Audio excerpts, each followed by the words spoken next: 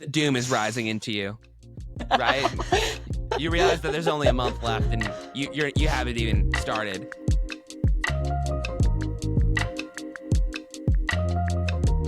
Hello, everybody. Welcome back to the beloved 7Sage LSAT podcast. I am your trusty host, Bailey, and I am joined today by my good friends. I'm Nicole. And I'm Henry. Amazing. Wow. Couldn't get any more exciting things straight to up talk than about that. today. Oh, man. So straightforward. Okay, so first of all, we were just discussing this. We haven't actually revealed this to each other yet, so I'm excited for the big reveal. But we're discussing that, you know, kids grow up playing with different toys. We got like Barbie kids, we got horse kids, we got Lego kids. And I predicted that Bailey would be a horse girl. Yeah, exactly. And I had to reveal that I'm not a horse girl. I was not a horse girl, although I kind of wish that I was. Like, that would have been cool.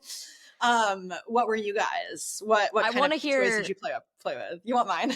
Yeah. I want to hear Henry first, actually. I'm interested. Okay, go ahead. Oh, really? Good. I want Henry. What do I give? What do I give as a You're giving a little bit of Lego, but also I feel like you'd like action figures. You know, I was gonna say you giving just sit and stare out of the window. I'm just kidding. No, Like, he can entertain himself. Yeah, it was it was He's a free thinker. Kumon math books, right? You know, and whatnot. He was a philosopher. But you had math tutoring?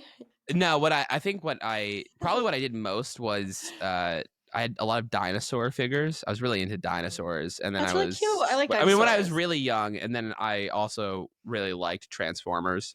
So I had a lot of Transformers, like I a can see ton of that. them. And then Bumblebee. I kind of lost my ways, and now I probably couldn't name many dinosaurs or Transformers, but I used to. It was good times. And there was a collab between the two. There was a Transformers dinosaurs at one point, and wow, that was a whoa. That was Do you have a favorite? That was a crazy year. favorite That was a crazy You're year. obsessed.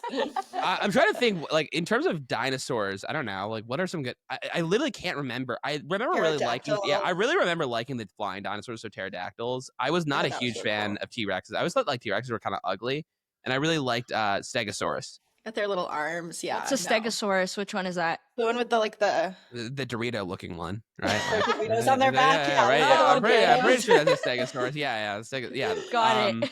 That's good. That's good. So I thought those were cool dinosaurs, and yeah, I don't know. Cool. What about So you? then Did you guys now we have to dinosaurs rank you if we would have hung out with each other as younger kids. I would have hung out with younger Henry. Yeah, Well, I wasn't a hater. I've never been a hater in my life, so I'll hang out with anybody regardless of their niche interests. Oh, cool. Well, at least as a child, like, what are you gonna hate on? Like, No, I would hang you out with play anybody, I feel like. Transformers, you dweeb. No, I'm not gonna That's hate. good. Transformers. Okay, is a what little were weird you, to like a Nicole? lot. Yeah, well, I think my interests as a child are a reflection of my adult personality. As many people know, I'm very Rats. chronically online. No, ew. I'm very chronically online. That stemmed from my childhood. You know how it's like a whole thing now? Children aren't supposed to be iPad kids. I was definitely a TV child. oh, yeah. I think my You parents would've say I logged into watched- Coco Melon, right? Yeah, not Coco Melon though, since that didn't I don't think that was exist. a But thing. That's Oh, newer. I think my mom said I'd watch Finding Nemo like at least twice a day, every day of the weekdays. So You really memorized that plot. I was just a TV child. I can't even think of a physical toy. Like, I can't envision a single physical toy that I just recall from my childhood. What's going on with That's those so funny, Legos? 'cause Well, you got honestly, Legos in the background. What's going on Yeah, I with that? do Legos now. Oh, as you an have Legos adult, but now? Okay. I don't think I ever did as a child. I guess maybe drawing, coloring, like something like that. I don't know. This is good to know. Artistic pursuits. This is honestly good information because I feel like I've taken that same mental standpoint that it's probably not good for kids to be screen kids, but you turned out really good. So I don't know, maybe it's not the worst thing. I don't know about Coco Melon, but clearly Disney movies do wonders on a child. I think I turned out great. It's going to make your kid really good at the LSAT. Yeah, Perfect. exactly. So would Amazing. recommend. Okay, Bailey, close us out. What's yours? Big reveal. Can you guys predict it? Other than Horse Girl? American Horse Girl? was my Come on. first Come on, choice. It's American kind of Girl? basic. I feel like it was basic. Not American Is it Girl? American Girl? It was American Girl doll. Okay, Oh yeah, there it is. Nicole, you Yeah. already knew that actually. I think because we were talking about when we've been to New York City, and I was like, oh yeah, I went when I was 8. I loved the American Girl store. I brought my little American Girl doll. We like had lunch together. It's kind of creepy. But the other thing Did I was you feed obsessed her? with, yeah, she wasn't very hungry that day. Her appetite was down. I don't know why. But the other Skinny thing I was queen. obsessed with, was Littlest Pet Shops. Anybody? Oh. You know about those? Yes, I do Yes. know about. Like oh my the little god! like Wow. plastic with really big Oh my heads, God. kind of bobbleheady. I was obsessed with those. I had so many houses. My friends would come over. We would just play Littlest Pet Shop. Yeah. So That's such a throwback. That Honestly, name yeah. is like It whoa. just brought you Yeah, back. a little Yeah. bit. Oh my god, that's crazy. Littlest Pet Shop. It's Dang. crazy how these brands are like so relevant and then they become so irrelevant to you as an right. adult. Yeah. And it or doesn't in even the matter test of now. time. Like I'm thinking about like even what's it called? Tamagotchi? I was thinking Yes. Tamagotchi. I Tamagotchi. loved. And the Easy Bake Ovens. Anybody? I was about to say that. I should have Yes, chose that. okay. I should have chose that Easy Bake Oven. That's a The good Devil's one. Food Yeah. Cake. That was Because the yes, best the one. devil's food cake fire. It's kind of like, what is this stuff good to eat though? Because it's literally cooked by a light bulb. Like I don't know. We turned out But fine. We survived. Yeah. Are toys even a thing anymore now that like iPads are like? 'Cause I feel like my a knowledge good of point. like What do what kids is the play toy with? world like right now? Well, the Toys R Us know. near me went out of business, like 2 of them. So I don't know. Do they even Sad. have toy stores anymore? Who knows? Yeah. Who knows? Okay, we should probably talk about the LSAT before people like stop listening to this. But I feel like Yeah. this is a fun conversation. Well, Yeah. segue, just like how you may be choosing a Segui. toy, Good, Like, good, good. Yeah, Sagui. Segui, yeah. just as you might be, I lost my No, idea. you did Like, good. This is you good. might You're be choosing a choosing toy. an avenue of interest in toys. You also might be choosing kind of where you're at in your LSAT journey when you have only a month or so left out till test day when we're recording this. How do you focus yourself onto one pathway. onto one perhaps? pathway? Yes, whether Sure. that Yeah. be dinosaurs, American Girl, watching TV. What's your path? You know. That's I'm good. done That's there. a pretty good Somebody take metaphor. it away. No, I think you killed it. So yeah, we're talking about like when you realize that you've registered for the upcoming test and you're about a month out from test day. What do you do with that last month? Number one, do you actually go all in? Do you decide to take it? Do you realize that maybe you're not quite ready for the test yet? How do we kind of meet you where you're at in different, different kind of phases of your studying that you might be in, but you're all a month out from the test. So what comes to mind first? We were talking about it like kind of being 3 different students, perhaps. Let's kind of introduce those. Yeah, so one student would be you are really confident where you're at right now. You're a month out. You're already taking weekly, let's say, PTs. You're feeling good about your score. You're kind of just trying to maintain and keep the stamina going for that remaining month until test day. So that'd be like 1. You're already feeling pretty good and confident. You're at your target. What would be another? Ready to take tomorrow, even. Yeah, like and I'll maybe you're kind of like, I wish I could take it tomorrow because I'm scared to lose my progress if I have to, keep studying for a month.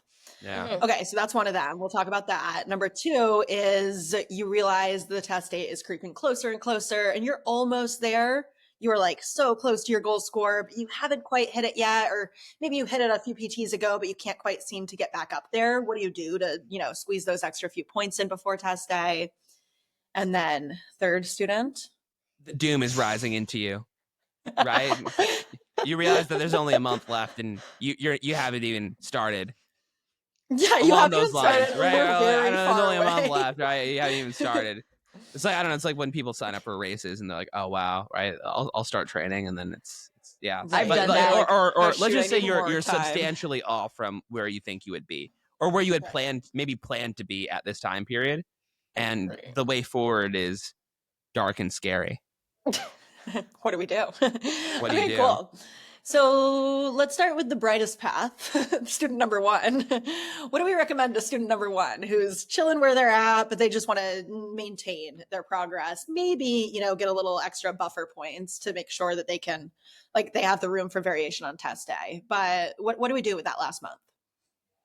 Well, I think your big focus is just on keeping your stamina, right? So at least you're not losing steam. So I guess the worst thing you could do would be like, oh, I'm ready to take the test. Let me just chill for a month and then I'll be good to go Don't do when I anything. show up. Yeah. Yeah. So at Yeah. least keep the machine flowing for that month, whether that be Right. like maintaining your routine of like a weekly practice test and a couple days that you're drilling in between.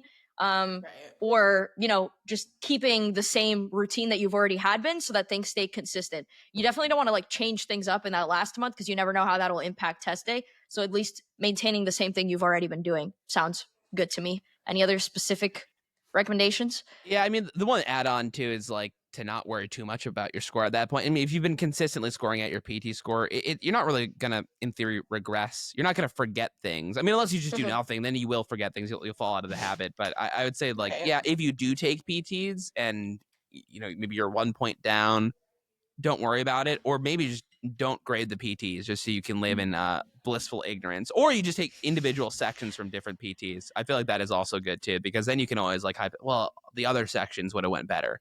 And so that's what I usually would say. It's like a month out, you can do a lot to help yourself, but especially like as you creep up on test day, 1 week out, maybe 2 weeks out, the amount that you can do to help yourself, especially if you're already at your goal score, is less than you're kind of locked in at that point. You can really only hurt yourself. So yeah. Agreed. So yeah, overall, I'd say weekly PT for sure. I think that's a good cadence to be at. If you're not already doing that weekly PT, I mean, you don't have to like amp up the frequency so much that it's like a big, I don't know, like maybe you've been doing monthly PTs before this and it's like, well, yeah, maybe try to get a few more in there, but you don't have to do one every single week. But weekly PT is usually what we recommend. And then I'd say between those PTs, be peppering a few full-time sections in there. Like maybe a good baseline would be one full-time section each day. If you don't quite have the time to do that one day, you could dial it back and do a little bit more of a targeted drill. But I'd say a good bare minimum of like one full-time section, focus on catering any smaller drills that you do after that to whatever you've struggled with in that section. Like maybe you realized, oh no, I missed a lot of flaw questions. Got to just make sure that I get back on the flaw mentality. And so you do a little flaw drill right after that. Yeah. And to Henry's point, yeah, totally agreed. To Henry's point about like, oh, when you're so close to test day and you're already hitting your score, the only thing you could do is possibly like hurt yourself. You're not going to like see a huge improvement. One way you could regress would be like if you just decide I'm going to go ham in the last week and do a PT every single day or something. Don't do that. And do burn not out. Do that. I've definitely had students that were like, oh, I have a week left. What I decided to do was take a PT every single day up until the day that I took the exam. That's a point where you might actually burn out and you show up and your brain is so tired that you do a little worse than you expected and underperform. So definitely don't amp up amp up the volume, I guess, right before you take the exam so you avoid burning out, because that could totally hit your score. Right. I did that before my second LSAT. I took literally a PT every day, I think for 6 days. Every single PT, score went down. I kept freaking out more and more, like, oh no, am I getting dumber? And then of course the actual test day, I think I got a very similar score to what my most recent PT score was, but it was about 7 points lower than what I was normally averaging before I did my week of panic PTs. So not at all worth it. Take it from me. Yeah. Definitely. Quality just don't change too much, I guess, is the key, right? Like nothing different deviate. or extra. Yeah. Steer the ship the same direction. Yeah. Steer the ship downwind. Yeah, let's keep talking about like a ship metaphor. Let's build that out for the rest of the day. I like that. So downwind would be what? Like the wind is pushing you, so you're not actually steering, or so what does that mean? Downwind is pretty chill. Is downwind easier? Yeah, well, down. If you're going downwind, that's a good thing about. Or upwind would be like down. You're fighting against the wind. Yeah, okay, yeah. Upwind is fighting against the wind, so you're going downwind because like ultimately everything you're doing already is what you should keep on doing, right? So I don't know, maybe there's no the current. The waves are just pushing you along. Yeah, exactly. Yeah. No tacking or jibing, as it were, for those sea people who are listening, if any. What? You've lost are you a me sea there. person? Do you know how tacking to or jibing? It's when you turn across like right, the wind. Right. So, you have to shift the way the sail goes. Anyway. I should know these things. I've been sailing plenty of times in my life. My uncle really tries to like drill it into me, but I don't remember any of the terms. He'll always just be like, "You get the cut of my jib." Like I don't know what that means. I think it's a sailing term. Yeah, I've never heard any of these words, I wouldn't know. What about starboard though? We know about starboard. And port. What's the other one? Port. Starboard and port. Perfect. I don't know, man. Cool. So that's person number one. If you're chilling, basically just keep doing what you're doing. You don't want to lose your practice. Like this definitely is a test where if you get out of practice, you are going to be a little bit just rustier on test day. So you don't want to get out of practice. You don't want to overdo it though. You really just want to stay where you're at, and you got to keep your sea legs. Don't lose the sea legs. That's something I know. There you go. Nice. Exactly. Really good. Really good. Okay. Exactly. So what about person number 2, where test day is creeping? You're like, oh, I need a few more points. I'm not quite where I want to be yet. What do we do to kind of maybe change things up a little bit before test day? But I don't think we want to change it too much. Yeah, I would say I'd still recommend keeping in the routine of like 1 weekly PT or so. So you're still getting those full timed test experiences. But I think what'll make the difference between person 1 and 2 is what you're doing in between. So where we said for person 1, maybe you're doing full sections, just like practicing, keeping the volume. Here, you're maybe more focusing on accuracy and targeting your weaknesses. So I feel like the analytics page on 7Sage or your wrong answer journal would be your best friend. I would focus, if you only have a month out, maybe target yourself on only a couple weaknesses. So instead of just trying to like hammer like 10 different things you want to improve, at least give yourself like your 1-2 big goals. Like, I'm going to improve flaw questions, and target those remaining weeks to, okay, I'm going to drill flaw. I'm going to amp up the difficulty in flaw. I'm going to do some timed flaw, instead of just like scattering all over the place. There has to be a metaphor for that I can't think of right now that people say, but instead of scattering all over, focus on one thing you want to improve.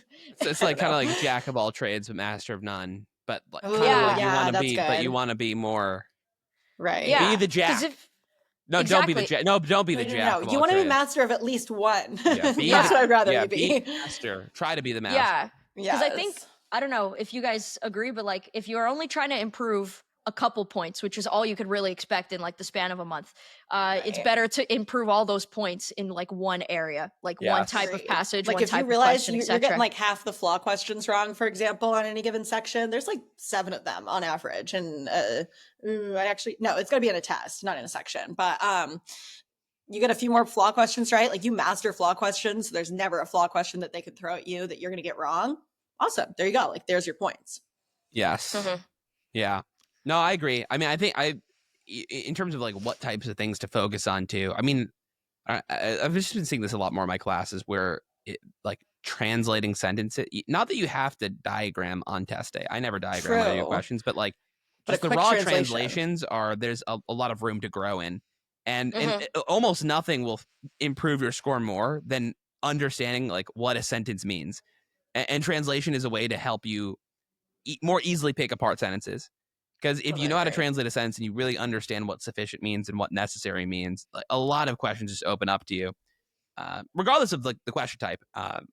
This would be one of my recommendations. Like, it sucks to learn to diagram, but once it clicks, it just clicks. Like, that's the nice thing about conditional logic, is once it clicks, it's just there, right? You won't forget it.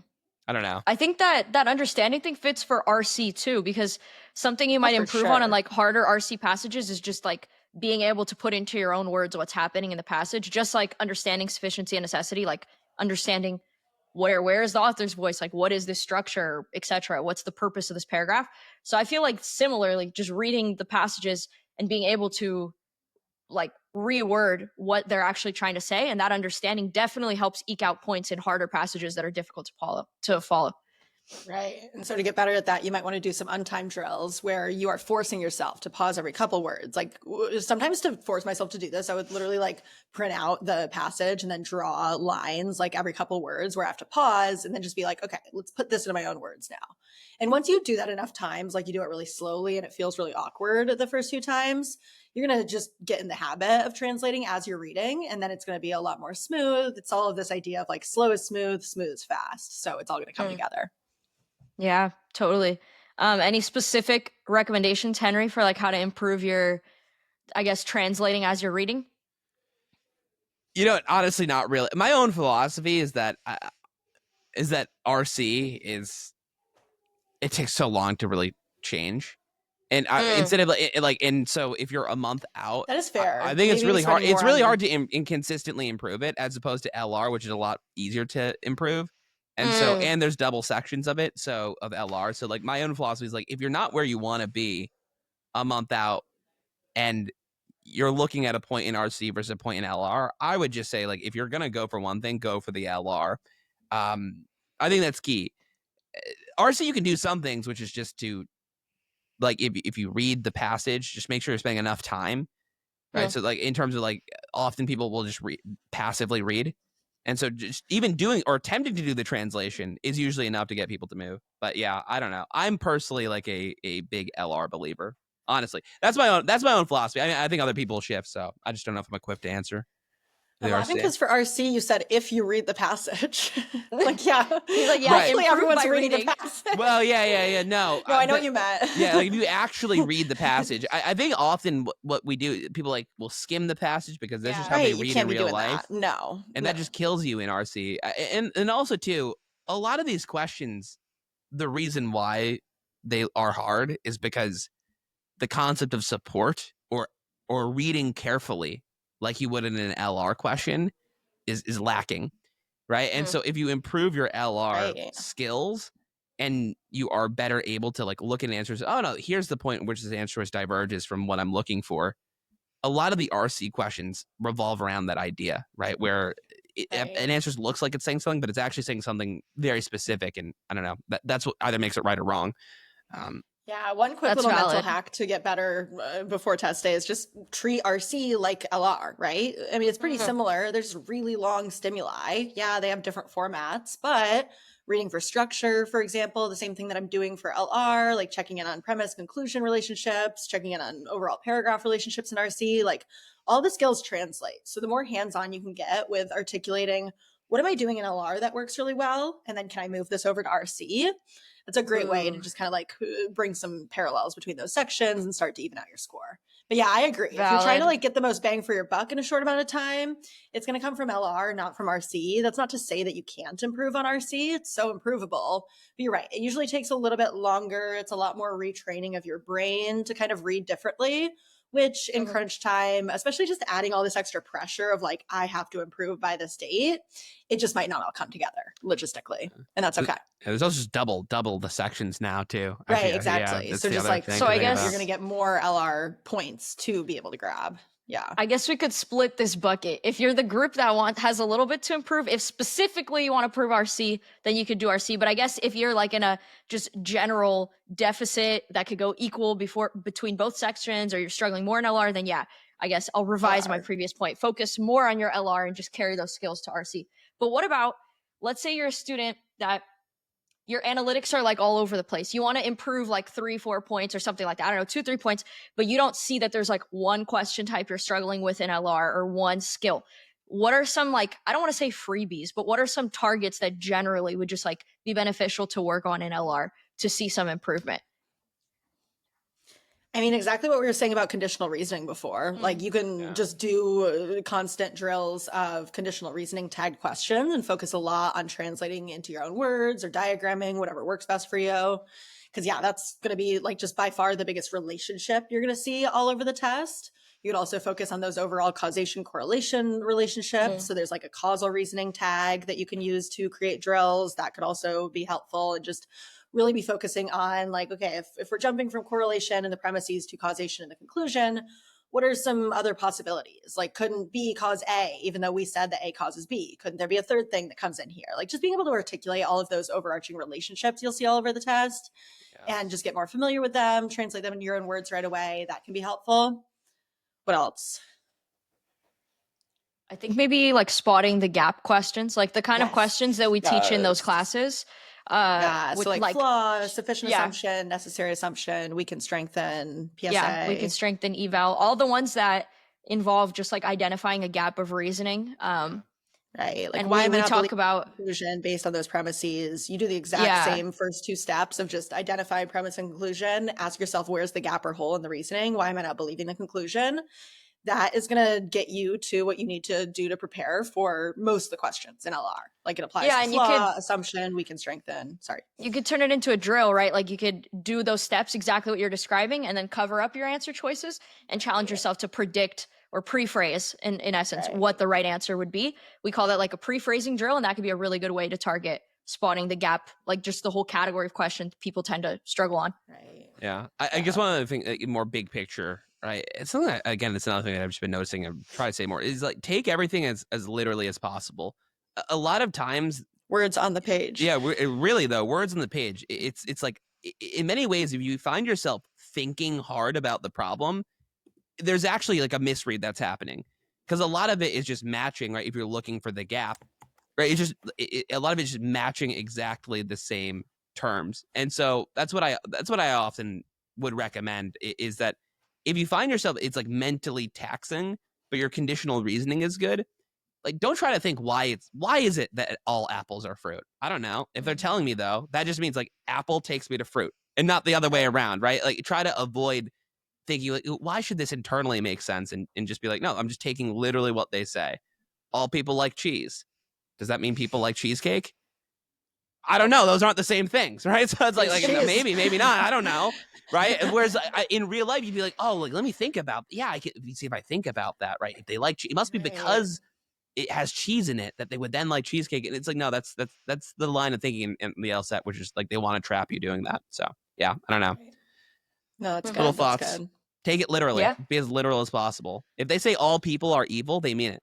Right? Like, That. There's no hyperbole on the LSAT. I don't know. Right. I always try to rephrase that in my own head. And like for my students, I'm just like, wait, when they say this word, they really mean most. Like when they say most on the LSAT, they actually mean more than 50%. They're not messing around with that. Same with literally every word that they put on the LSAT. They mean it.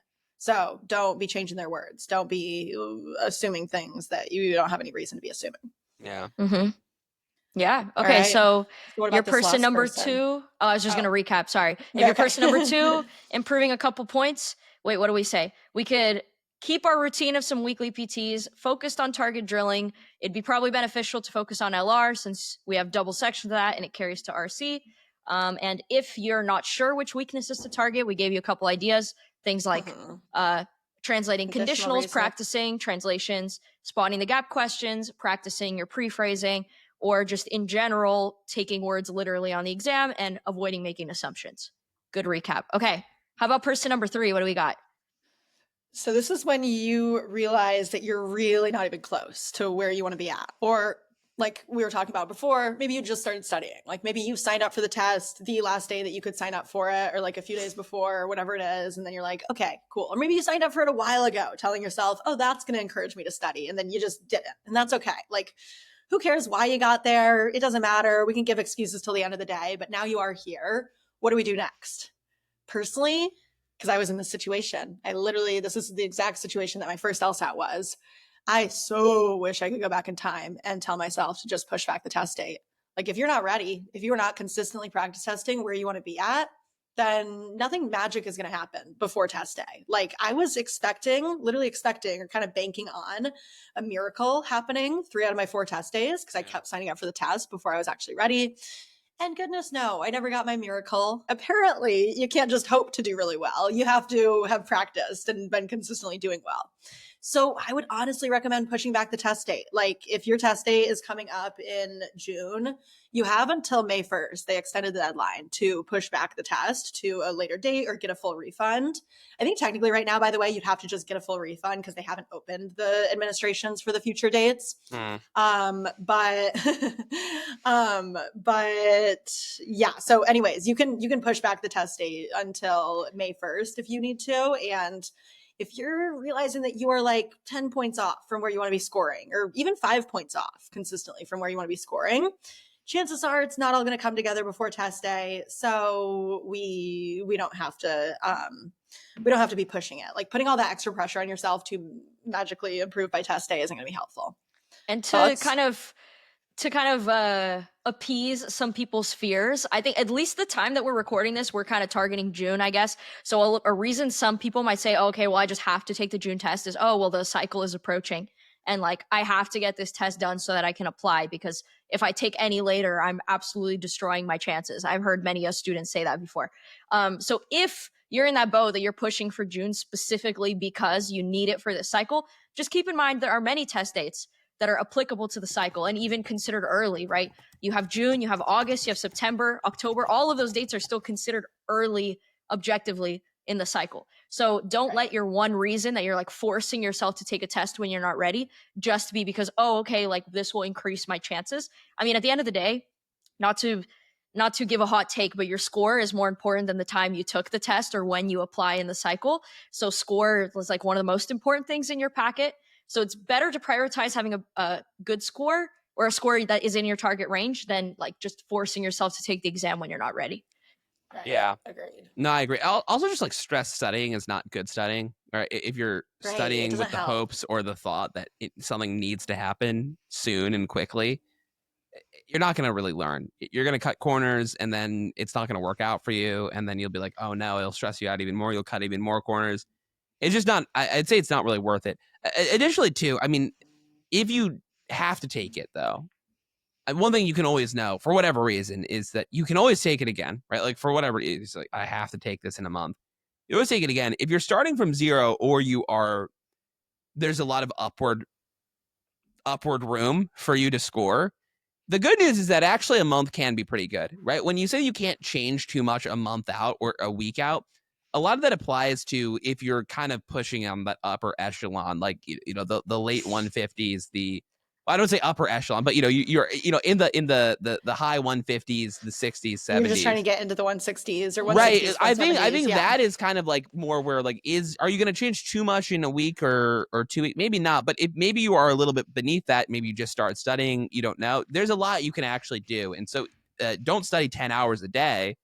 Maybe 2 hours a day, I think, or 3 hours a day if you wanted to. Be reasonable. It's more important to have like a consistent and manageable study plan, and don't stress too much about it, right? You could always take the test late. If you're forcing yourself to take, I don't know why you would, but if you're forcing yourself, there's always another test in the future just in case. And then also, there's things that you can do. There's steps that you can take that'll lead to a better score, but I wouldn't stress, I would say. Like, don't force yourself to be like, okay, right. or else.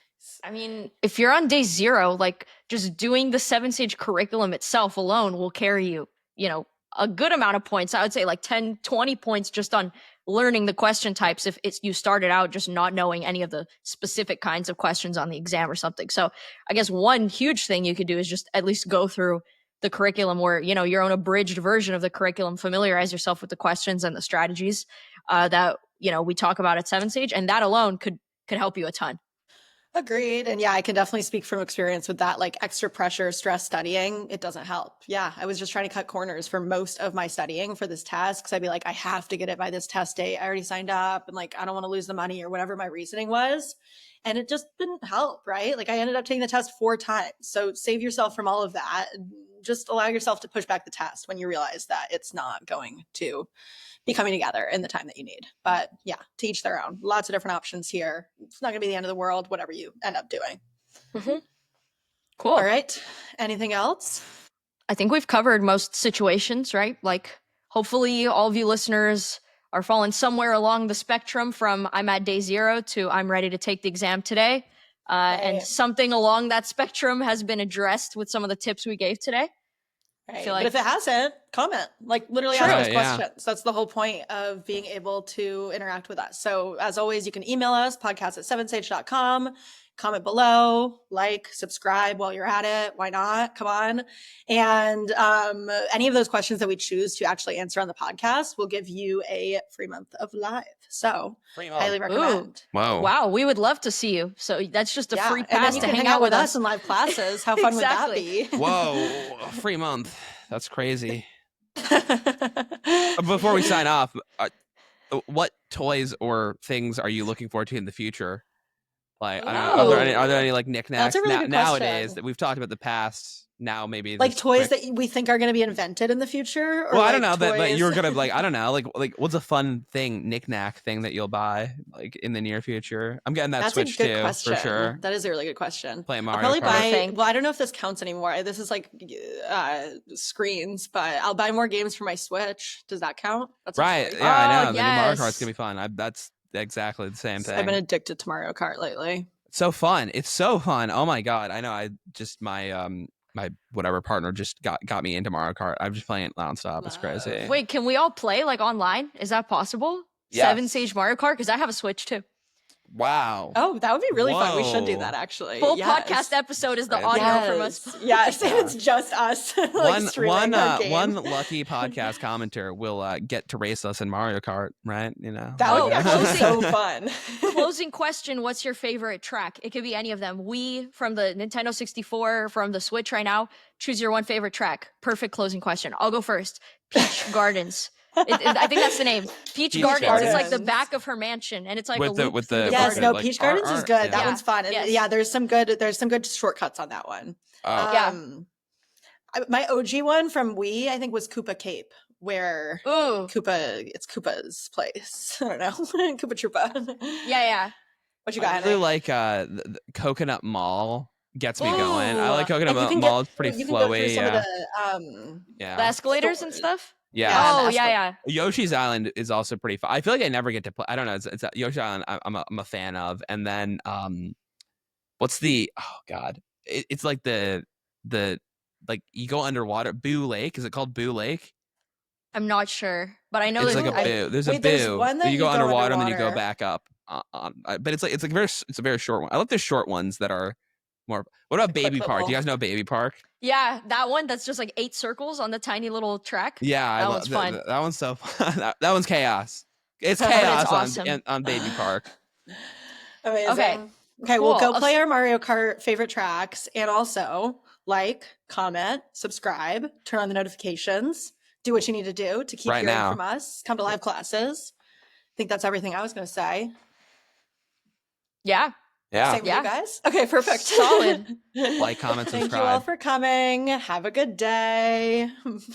Bye. And we'll see you guys next time. Peace.